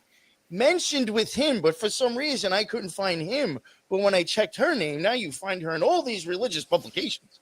Mm. She was a There you reference. go. And I Yeah. found out so much more of what was going on because I looked into the fucking mother and not the father. That's what you got to do, and that's a good research tip. Always look at the mom. Figure out the surname. Yeah. Interestingly, and I was thinking this Yeah. the other day. I don't know why, but like how we're talking about looking into the maternal side of things, the word for like womb or like utero in Italian is matrice, which is like it also translates to matrix. So it's like it keeps like the formation of the matrix through the female. Even in like Judaism, the religion is passed like through the mother. Yeah. You know, it's crazy. Yeah. Oh, that is crazy. So interesting. Yeah. I don't know why I kept thinking of that word the other day. I don't know, thinking of matrix, and I was like, matrice. Yeah, that's, oh my gosh, that is so crazy. Matrix, matriarch. Yeah, matriarch, right? You know, I did have a question for you, if you don't mind, Amy. There was somebody who put in the chat. Oh, yeah. Because I thought it was actually a decent question. How do you feel about higher intelligence coming through AI? How do I feel about it? Yeah, like, or do you think like higher intelligence or with AI, or what's actually your opinion with AI? So AI is interesting. AI.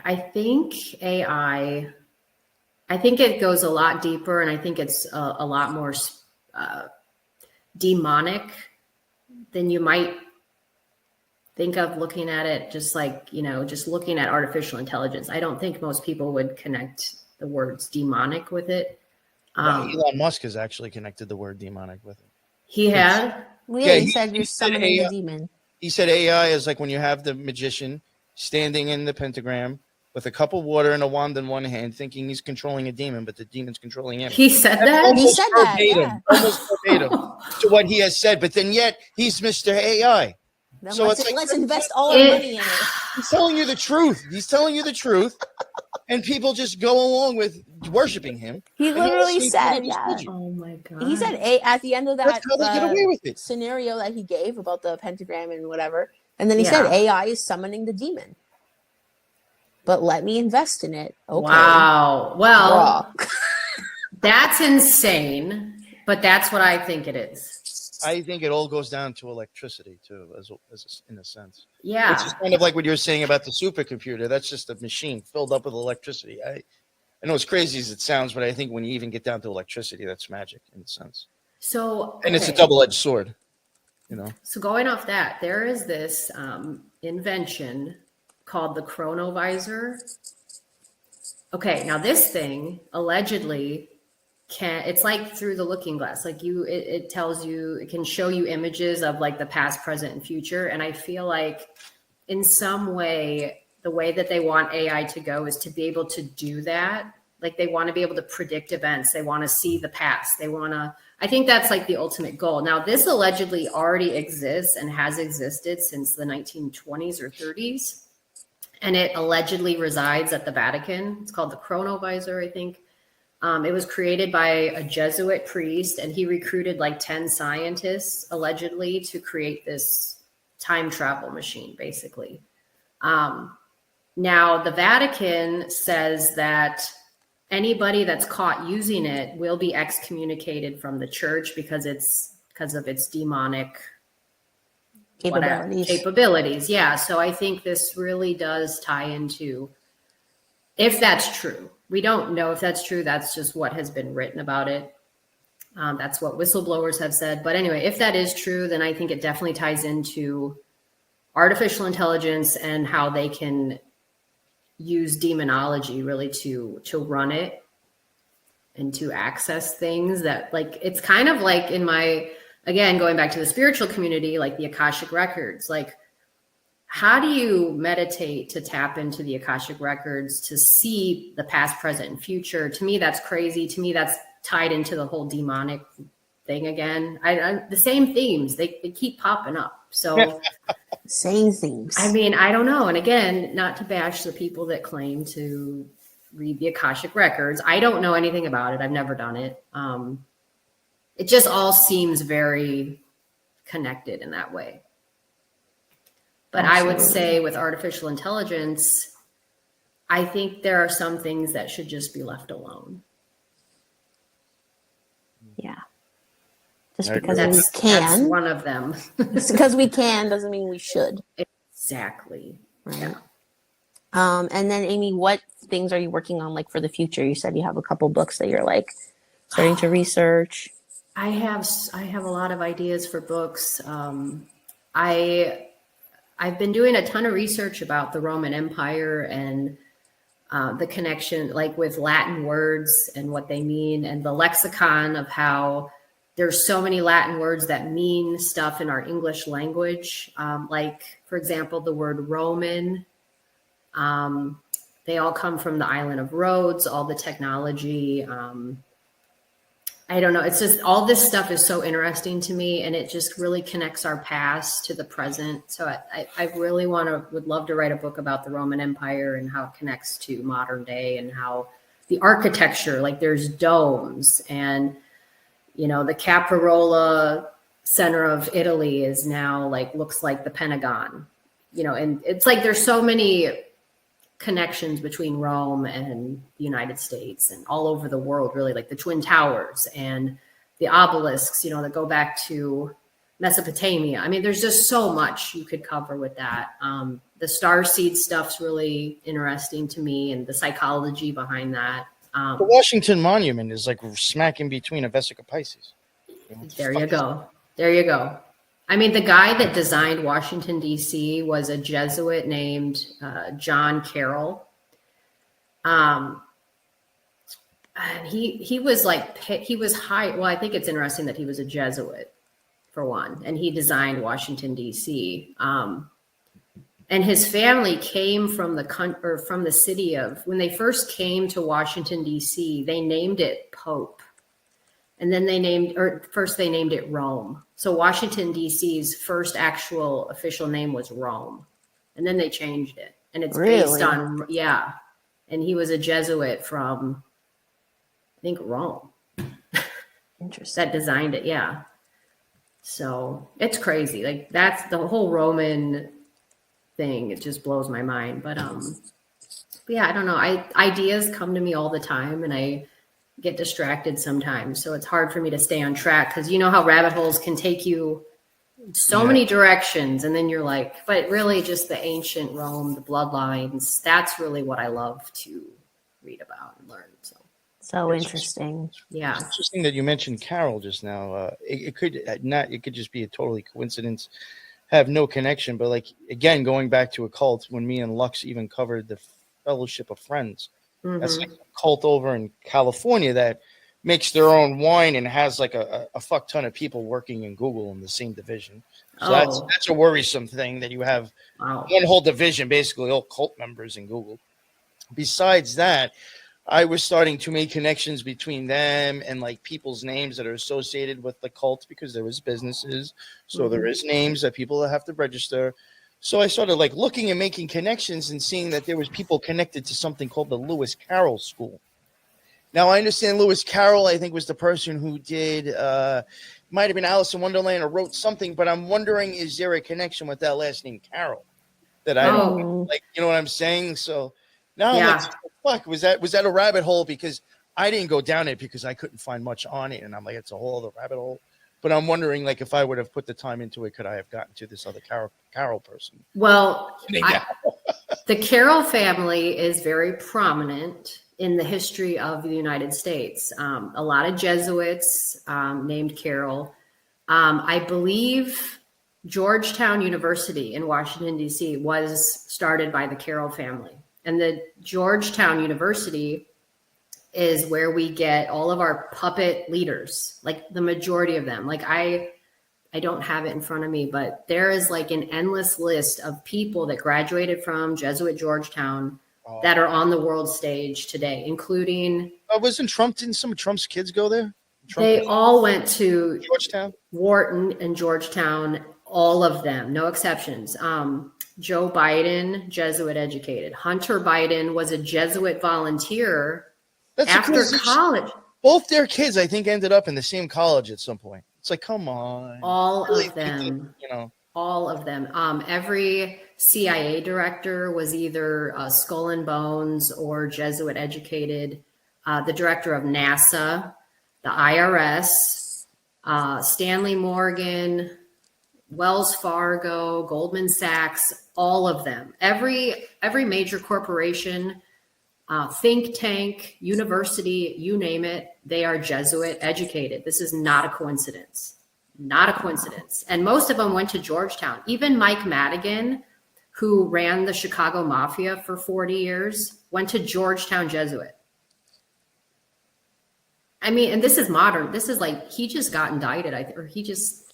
Mike Madigan, I think, I don't know if he's in jail or he got indicted or something, but yeah, he ran Chicago for 35 to 40 years and he was Jesuit educated. That's funny. They were in organized crime too. Oh yeah. That's funny because me and Lux had wanted to cover Cicero, who was involved with the Golden Dawn hugely, and we're pretty sure organized crime. So I just find all the very interesting. It's not a coincidence that the Mafia and the Jesuit organization both started in the 15th century in Italy, in the Etruscan cities. And that's my new book talks a lot about the history of how Rome was built, who built it, the families. They started the Mafia and the Jesuits. Not a coincidence. This is a criminal organization we are talking about. And you know that. Like this. And then they built America. And then all the Jesuits and the Mafia came to America to continue their operations, and they all work together. That's why I've been saying Italy and Germany has been screwing this country for a long time. Yeah. We don't even realize it. Yeah. I mean, even with the Mafia, I mean, you can, within the last year, I'm saying maybe 8 months, you can go on Vice, depending on how much people are into Vice and take their word for it. But you can go on YouTube and I think they have like a 10-minute news thing where they even show Freemasons. No, I'm sorry. The Mafia getting popped with kilos of cocaine that they were running for Freemason Lodge. Oh, nice. Mafia was already working for the Freemasons. Yeah. In my opinion, I've come across, me and Lux have both come across stuff where it shows that they do fall under the Masonic order. But I mean, if you really think about the whole thing with the Mafia, first off, it's always secrecy. You got to kiss some motherfucker's ring. You got to be considered a made man. And then besides that makes it almost seem like a secret society in itself.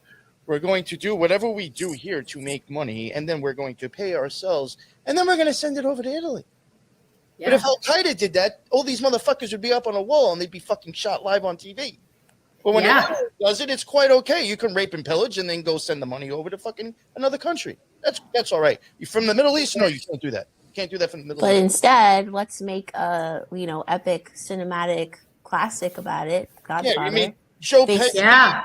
Based on Mario Puzo's novel. Now they have a TV series called The Offer, which is about the making of The Godfather and glamorizing the whole thing. And isn't Trump involved in mafia stuff as well? That's been proven. Oh, in court. Yeah. I wonder if Project Gladio was really more of mind fucking the United States instead of the other countries. Yeah, I've wondered about that. Like P2 Freemasonry and the Carbonari of Italy. Well, what's crazy is the Carbonari of Italy, which is a secret society. They are like a Italian Freemason society. That's what they call themselves, the Carbonari. Oh. The Carbonari wrote a letter to one of the popes. I think it was in 1870, but the Carbonari wrote the Pope and he said, "We will infiltrate your church. We will take it over."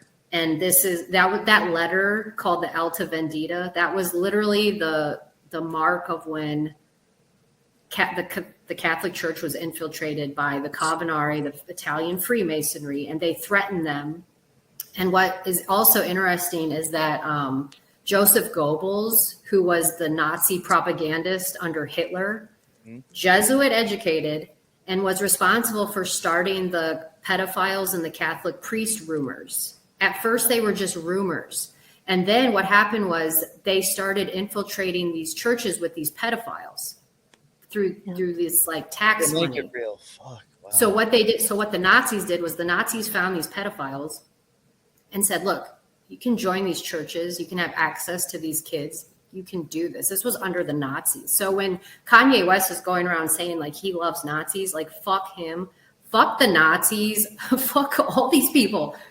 Kanye West is nuts. Like, so anyway, the whole pedophile thing was started by the Nazis, the Jesuit Nazis, and was pushed by the Carbonari of Italy in the 1870s. So this whole infiltration of the Catholic Church started a long time ago. And so, you know, people can hate on the Catholic Church all they want, but at one point in time, it was a religion set up for civil order and to share the views of Jesus Christ. That's really what it was set up for. It was the largest Christian establishment in the world, and it worked for a very long time until the Nazis and the Jesuits decided they didn't like that anymore and they wanted to bring it all down.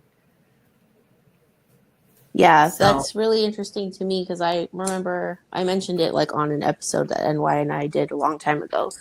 That like Pope Leo, he might be the Pope you're talking about.